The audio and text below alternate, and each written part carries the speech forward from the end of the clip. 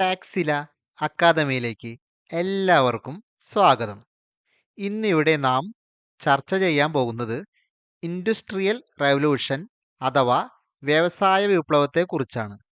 സോഷ്യോളജിയുടെ വളർച്ചയ്ക്ക് കാരണമായ മറ്റൊരു സംഭവമാണ് വ്യവസായ വിപ്ലവം. നമുക്ക് ക്ലാസ്സിലേക്ക് കടക്കാം. നമ്മുടെ ലോകം ഇന്നു കാണുന്ന യന്ത്രവൽകൃത രീതിയിലേക്ക് മാറിയതിന് നാം കടപ്പെട്ടിരിക്കുന്നത് വ്യവസായ വിപ്ലവങ്ങളോടാണ്. 1750 മുതൽ 1850 വരെയുള്ള കാലം യൂറോപ്പിൽ ആകെ വലിയൊരു വ്യവസായത്തിന് തുടക്കം കുറിച്ചു. ബ്രിട്ടനിലെ സാമൂഹ്യ സാമ്പത്തിക സാംസ്കാരിക മേഖലകളിൽ വൻ സ്വാധീനം ചെലുത്തിക്കൊണ്ട് കൃഷിയിലും വ്യവസായ ഉൽപ്പാദനത്തിലും ഗതാഗതത്തിലും ഉണ്ടായ പ്രധാന പുരോഗതികളെയാണ് വ്യവസായ വിപ്ലവം എന്ന പദം കൊണ്ട് വിവക്ഷിക്കുന്നത്. 18-ാം നൂറ്റാണ്ടിൻ്റെ രണ്ടാം പകുതിയിൽ ഉണ്ടായ ചില കണ്ടുപിടുത്തങ്ങൾ വ്യവസായ മുന്നേറ്റത്തിന് തുടക്കം കുറിച്ചു.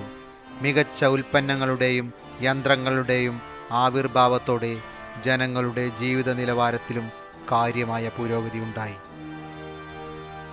ജെയിംസ് വാട്ട് രൂപകൽപ്പന ചെയ്ത ആവിയന്ത്രം വ്യവസായ മുന്നേറ്റത്തിൻ്റെ അടിത്തറയായി തീർന്നു.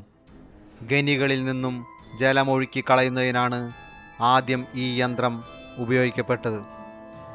മുൻപ് മനുഷ്യരുടെയോ മൃഗങ്ങളുടെയോ പേശീബലത്തെയോ കാറ്റിൻ്റെയോ ജലത്തിൻ്റെയോ ശക്തിയെയോ ആശ്രയിച്ചിരുന്ന സ്ഥലത്ത് ഈ യന്ത്രം വൻതോതിൽ ഉപയോഗിച്ചു തുടങ്ങി.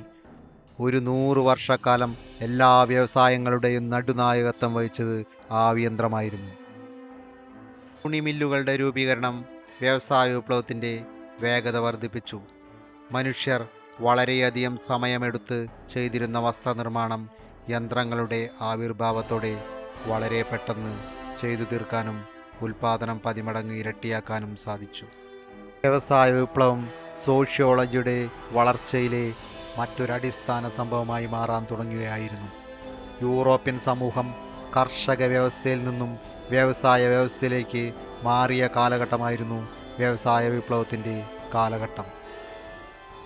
ഫാക്ടറികൾ വാഗ്ദാനം ചെയ്യുന്ന ജോലി തേടി ആളുകൾ ഗ്രാമങ്ങളിൽ നിന്ന് നഗരങ്ങളിലേക്ക് കുടിയേറി പാർക്കുന്നതിനും നഗരവൽക്കരണത്തിനും ഇത് കാരണമായി.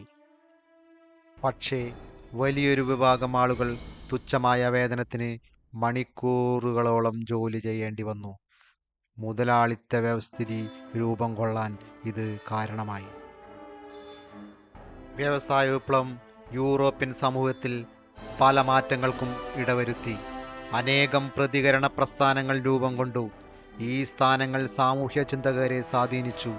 അവരിൽ ചിലർ വിപ്ലവത്തിൻ്റെ ഫലങ്ങളെക്കുറിച്ച് പഠിക്കാൻ സമയം കണ്ടെത്തി. സാമൂഹ്യ പ്രശ്നം പരിഹരിക്കുന്നതിന് പദ്ധതികൾ ആസൂത്രണം ചെയ്യാൻ അവർ താൽപ്പര്യം കാണിച്ചു. ഇത് സാമൂഹ്യ സിദ്ധാന്തങ്ങളുടെ രൂപീകരണത്തിലേക്കും നയിച്ചു. കൂട്ടുകാരെ, ഇന്നത്തെ ക്ലാസ് നമുക്ക് വൈൻഡപ്പ് ചെയ്യാം.